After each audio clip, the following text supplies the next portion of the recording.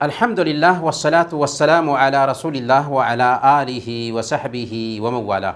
پیارے بھائیوں اور دینی بہنوں، السلام علیکم ورحمۃ اللہ وبرکاتہ۔ پروگرام آئیں اپنا دین سیکھیں میں آپ سب کا استقبال ہے، اور ہم قصار الصور سیکھ رہے ہیں۔ قصار الصور میں آج ہم سورہ الماعون سیکھیں گے۔ اللہ تعالیٰ فرماتا ہے اعوذ باللہ من الشیطان الرجیم، بسم اللہ الرحمن الرحیم۔ أرأيت الذي يكذب بالدين؟ آپ نے دیکھا اس آدمی کو جو آخرت کے دن کے انعام اور سزا اور جزا کو جھٹلاتا ہے۔ فذلك الذي يدع اليتيم، وہی تو ہے جو یتیم کو دھکے دیتا ہے، ولا يحض على طعام المسكين، اور مسکین کو کھانا دینے پر نہیں اکساتا۔ فويل للمصلين، پھر تباہی ہے ان نماز پڑھنے والوں کے لیے الذين هم عن صلاتهم ساهون، جو اپنی نماز سے غفلت برتتے ہیں، الذين هم يراءون، جو ریاکاری کرتے ہیں، دکھلاوا کرتے ہیں، ويمنعون الماعون، اور معمولی ضرورت کی چیزیں لوگوں کو دینے سے روک لیتے۔ پیارے بھائیوں اور دینی بہنوں، اللہ تعالیٰ اس سورہ میں ایسے لوگوں کی نندا کر رہا ہے جنہوں نے اللہ کے حق میں اور بندوں کے حق میں کوتاہی کی۔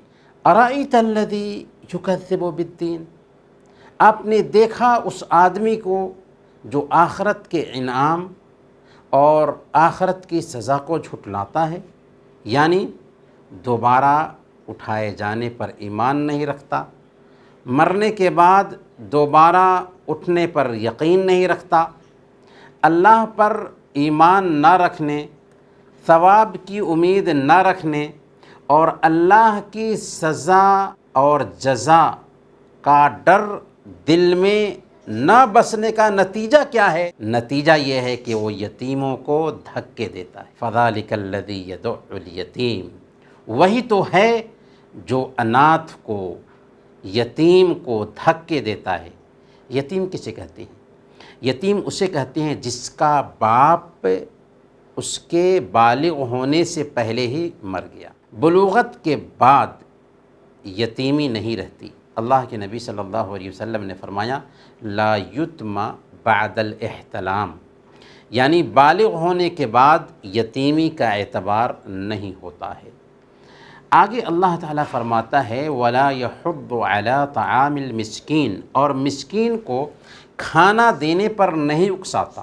جو خود یتیموں کو دھکے دیتا ہو، جو خود مسکینوں کو کھانا نہ کھلاتا ہو، آپ سوچ سکتے ہیں کہ آخر وہ دوسروں کو کیسے ابھارے گا کہ وہ غریبوں کا خیال رکھے، غریبوں کو کھانا کھلائے، یتیموں کو کھانا کھلائے؟ قطعاً نہیں۔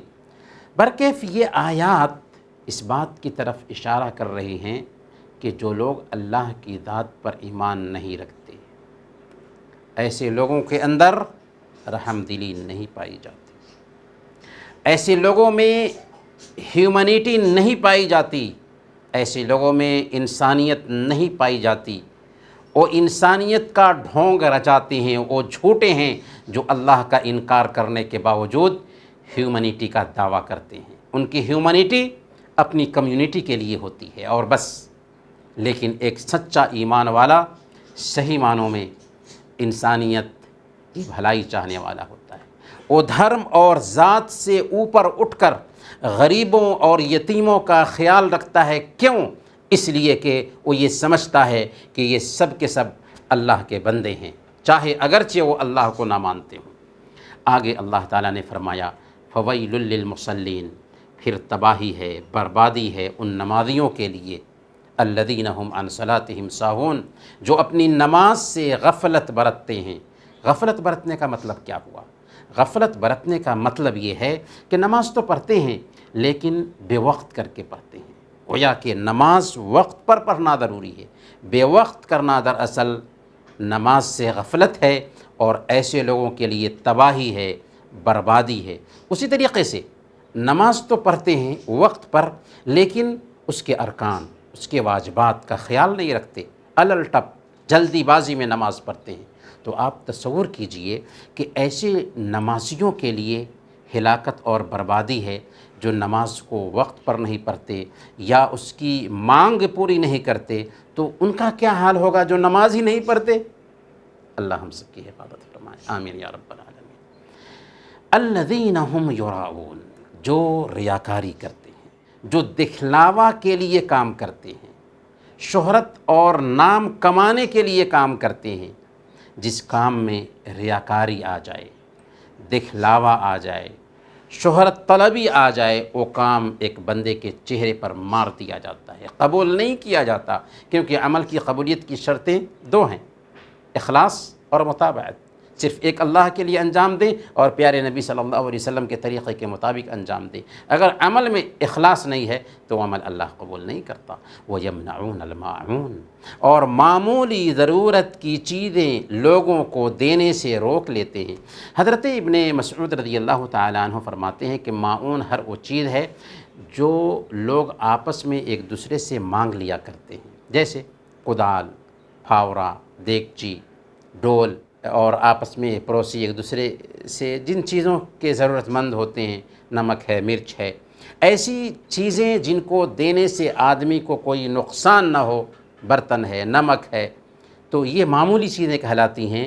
ایک دوسرے سے معمولی چیزیں شیئر کرنی چاہیے۔ خلاصہ یہ کہ اس سورہ میں بنیادی طور پر 4 باتیں ذکر کی گئی ہیں اور 4 باتوں کی تاکید کی گئی ہے۔ پہلے نمبر پر یتیموں اور مسکینوں کے ساتھ اچھا معاملہ کرنے کی تاکید ہے اور اس پر ابھارا گیا ہے۔ دوسرے نمبر پر نماز کی حفاظت کرنے اور اس کو وقت پر ادا کرنے کی تاکید کی گئی ہے، اس کی اہمیت بتائی گئی ہے۔ تیسرے نمبر پر اپنے سارے اعمال میں اخلاص برتنے پر ابھارا گیا ہے اور ریاکاری سے منع کیا گیا ہے۔ اور چوتھے نمبر پر بھلائی کے کاموں میں شریک ہونے اور ہلکی اور معمولی چیزوں کے لین دین پر بھی ابھارا گیا ہے۔ تو یہ ہے سورہ الماعون۔ اللہ تعالی ہمیں اس کے پیغام پر عمل کرنے کی توفیق عطا فرمائے، آمین۔ وصلی اللہ علی نبینا محمد وعلی آلہ وصحبہ اجمعین۔